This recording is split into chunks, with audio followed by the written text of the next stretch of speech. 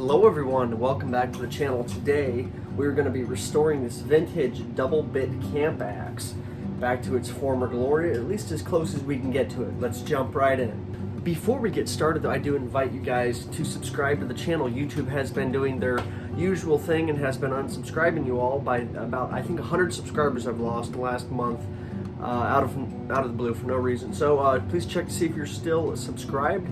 If you are not subscribed, please go ahead and do that. I would appreciate that. Become part of the crew here and comment. Let me know what you guys want to see, and I would greatly appreciate it. Thank you. So a little background about this double bit axe. I didn't research it too much. I believe it was made in 1932. I've got a stamp there. The proof mark on here from whoever made it back in the day is damn near completely worn off. Now I bought this from a flea market down in southern Missouri. So it says USA number 101, which is the booth number, 10 plus inches, so it's a 10-inch width. It's a bluegrass Belk nap. So, and then I paid 35 bucks for it, which isn't too bad. Now, I was worried that I'd have to get a new handle for this guy. It's not in terrible condition though, so we're gonna try to see what we can do. I might replace the handle later on. I do have a way to kind of fix that though. So, what are we going to do? We are going to refinish the handle with some linseed oil, maybe sand down the top a little bit, and just get it back to where it needs to be, and then we're going to get rid of some of this rust as well as sharpen the edges back up and then take it out back. There are a couple of honeysuckle bushes which are invasive where I'm at here in Missouri, and we're going to get rid of those with this guy. So stay tuned, it should be fun. Let's get into it. Alright folks, so what I'm going to do is I'm going to apply a thin coat of oil into this, and then we're going to use some steel wool, just get the surface rust off this guy. So, just going to put a little bit of CLP on here, rub it in, and then we'll see how she's going to look. Already you can see, just look at that, the stuff coming off of there. I'm sure there's better products to use for this, but you know, can't complain, just cheap and easy, you know. And once the oil gets in there, we're gonna use some double-aught steel wool. Who knows, we might even get to see some of the markings on this stamp here now, before we're done. So, all right, let's grab the steel wool and get into it. Okie doke. And here we go. Again, I'm not going to like strip everything off of there, but just enough. Because it is kind of wet outside. We've had a wet winter, not too much snow, but freezing rain and just rain, so don't really want this guy to rust up on me. You could probably use a coarser material, like a copper brush or whatnot, but this is probably going to do the job for us today.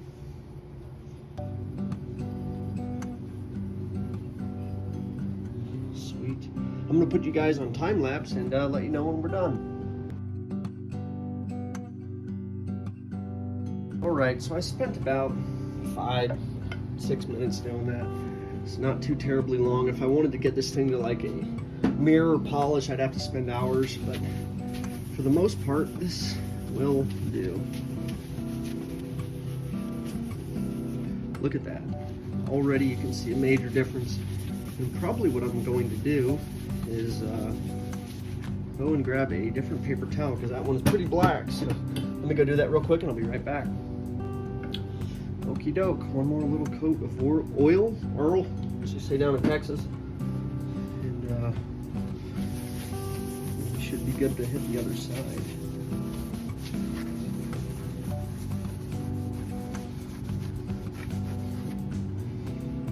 Look at that, that is wild. Okay, so it did clean the stamp up just a little bit. I might see if I can hit that some more real quick and see if we can't figure out what that says, maybe figure out where it was forged. Okay, just apply a little bit more oil. I'm gonna see if we can't figure out what the heck this says.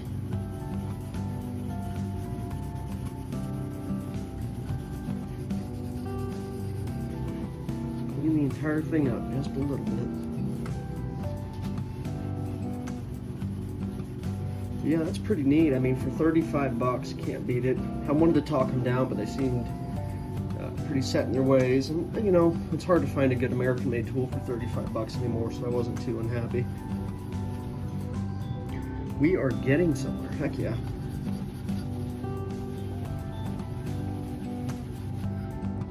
Sweet, let's wipe it off and see if we can't see anything. All right, moment of truth.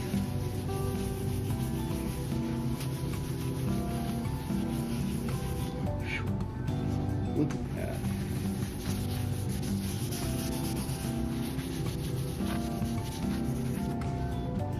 Trying to read it. Almost. I'm gonna hit it some more with the steel wool because I really want to be able to read that thing. It's pretty cool. So I got it cleaned off a little bit, but it is pretty darn faded. It says something about mark. It's just got a mark on there, and then it looks like it's a hand stencil. So I wonder if this might be a hand forged. And then 32 could be batch number or year, who knows. So anyways, that's pretty cool. Let's move on to fixing the handle. All right, so typically if this was a single bit axe, I would just throw it in a vise and work on one end. As you can see, it's got two edges, so we're gonna get to work on that and see what we can't do. This is kind of a weird angle, so I'm probably gonna flip the camera around, see if I can hold the axe down a little bit and get to work. Well, let's figure out this angle of the angle. Use our coarse side on this field sharpener. Again, they do make designated stones for this. Give it one of these. I'm just trying to hold it at a decent angle. I lost my other normal diamond stone, which is unfortunate because that thing would really come in handy right now, but you know, we make do with what we have. I guess you could use a file for this too. I've done that in the past with my East Wing hatchets, but you know, beggars cannot be choosers.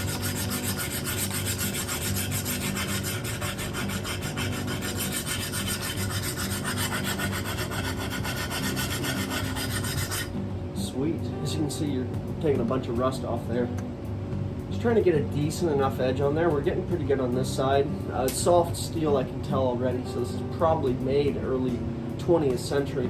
I'm going to throw you guys on time lapse though and show you the end result. Then we will finally oil the handle and get outside to chop down some wood.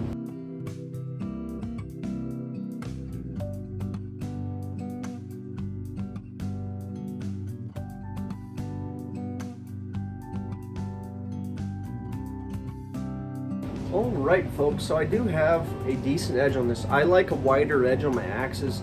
Not the best if you want like the very precise stuff that'll just slice like the Dickens, but having a wider edge prevents it from getting folded or chipped as badly. This is a softer steel, I'm already telling just from filing on it. So we might get some folding and chipping regardless.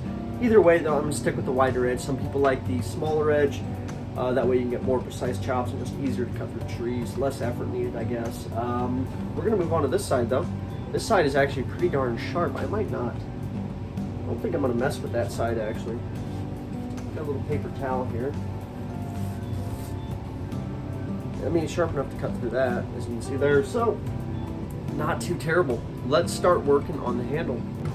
Alright folks, so I'm going to start oiling the handle. I just have some of this Sunnyside boiled linseed oil. Kind of rhymes, doesn't it? Anyways, we're going to put this on a paper towel and get to it. I'm going to start up here by the bit and work my way down the handle. So, see how that works. Now ideally you're supposed to do this, I think the rule of thumb is once a day for a week, once a week for a month, once a month for a year. I've done that on my Black Diamond one. I have not had the chance to do this because I've got things to do, unfortunately, just haven't gotten around to it yet. So I'm gonna get this linseed oil working. And I will show you something for the head of the bit where it interlocks with the wedge. I'm going to show you what I'm going to do to keep that waterproof and keep it from degrading even more. Kind of a neat thing. I forget where I learned it, but yeah, I'll show you guys that. I'm just pouring some of this on a paper towel, not too terribly much, like so. And we're going to start up here, work our way around, just get it in there pretty good. And then we'll let this thing set for a little while before we take it out, or I might just throw on some gloves. But the cool thing about linseed oil is it brings out the natural wood grain in these old axe handles. So my guess is this is probably hickory. That's what a lot of these handles were made out of back in the day, and still are made out of. So we're gonna work our way down. Once I get about halfway down, I'll probably put, and as you can see, it's taking some of the junk off there that's accumulated during the years. So I am going to put a little bit more oil on there, just so we can get this guy nice and good. You definitely don't need a whole bunch, but since this guy's pretty dry, which is why it's important to do this on your handles. Now I'm going to flip it upside down, since got that half done. It's nothing crazy, you're just going around the whole thing. Work your way up, all four sides.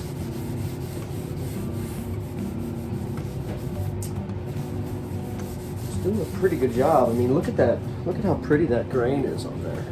Very shiny now too. And this will waterproof it as well. For the most part, I mean, obviously if you dump this thing in a lake, it's probably not going to hold up very long.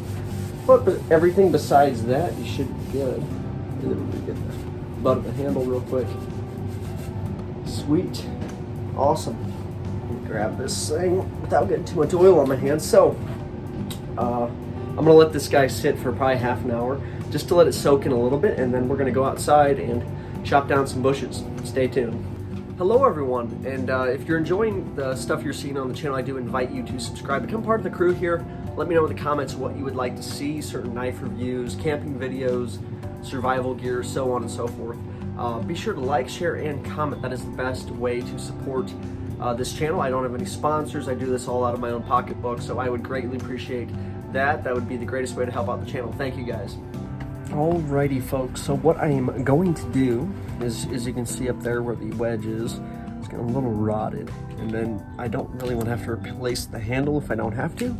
So I'm going to take a chunk of beeswax and melt it into here, and that should waterproof and keep it from getting all screwy in the coming years. So let's get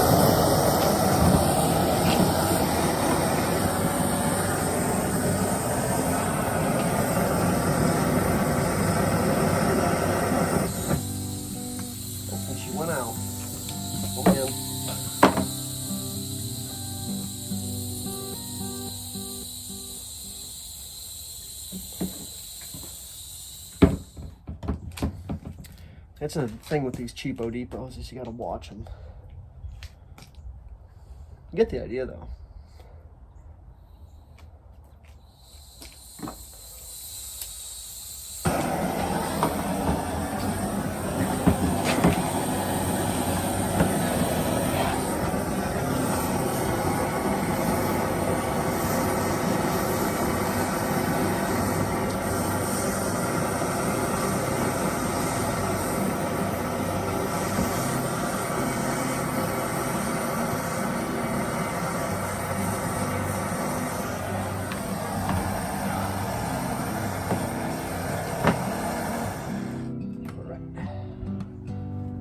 See how that does. Got some on the handle. Essentially what I'm trying to do is get it down here in the cracks. So I'm gonna put you guys on time lapse so I can do that.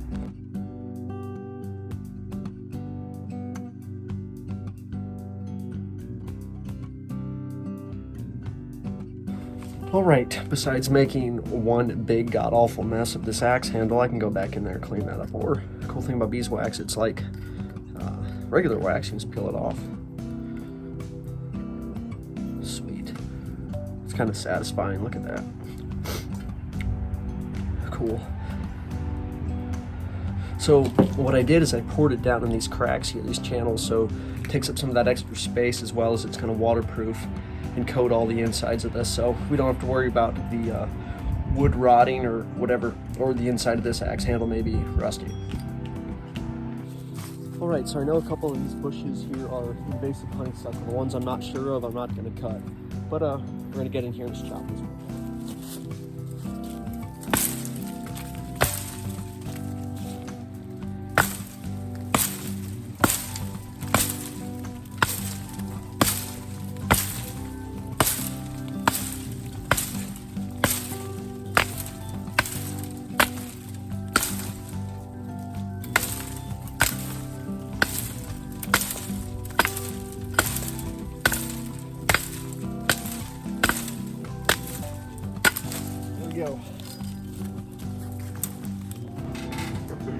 So again, just some very light chopping with that. Both edges seem to be doing well. This is the one I used. No damage to it, so not as soft of steel as I thought. Again, those honeysuckle bushes are like yay thick. This is way overkill for that. I'm gonna go back out there with my handsaw, take care of the rest of them. Free up some habitat for new tree growth and whatnot. Just habitat management and whatnot. But overall, I'm satisfied with how this turned out. I am gonna be working on the handle the next few weeks to get it where I want, because it's looking good now, but we do a few more coats of the linseed oil and she will be rocking and rolling. I'm a big fan of, I need to go back in there too and work on the beeswax, but it went in there pretty good. A little bit gloopy and glumpy, a little bit of clumps in there. But I'm gonna go back in there, clean that a little bit. But overall, not too bad. Fit is perfect. The good thing about that beeswax is it filled in a little bit of those gaps, so I'm not seeing any movement lateral or up and down. Not too bad. Again, I think in total, with the linseed and linseed oil, beeswax, and the sharpening time, I mean, I've got maybe 40 bucks into this axe, and I've got a beautiful double bit camp axe to last me the rest of my life as long as I take care of it. And God forbid the handle break, I will be able to replace that myself. So it's good to know how to do these things. Go to your local flea market or your local antique shop, pick one of these up, and I don't think you're going to be disappointed. Thank you guys for watching. Again, like, share, comment, and subscribe. I would greatly appreciate it. Let me know what you want to see for future videos. Do you want to see more antique tool restorations? We can definitely do that if that's the case. Thank you guys so much for watching, and please have a fantastic day.